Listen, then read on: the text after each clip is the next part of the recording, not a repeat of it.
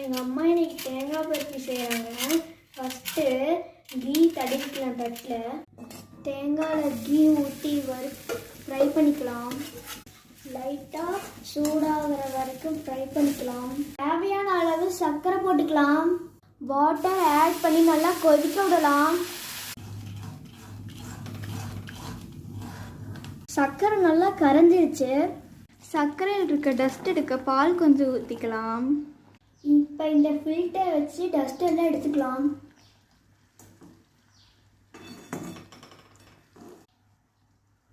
இப்போ தேங்காவை ஆட் பண்ணிக்கலாம்.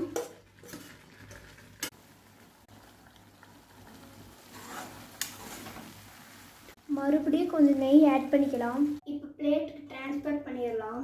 இப்போ ஈவனாக ஸ்ப்ரெட் பண்ணிக்கலாம். ஏலக்காவை ஸ்ப்ரெட் பண்ணிக்கலாம். கொஞ்சம் சூடானே கட் பண்ணிக்கலாம். சுவையான தேங்காய்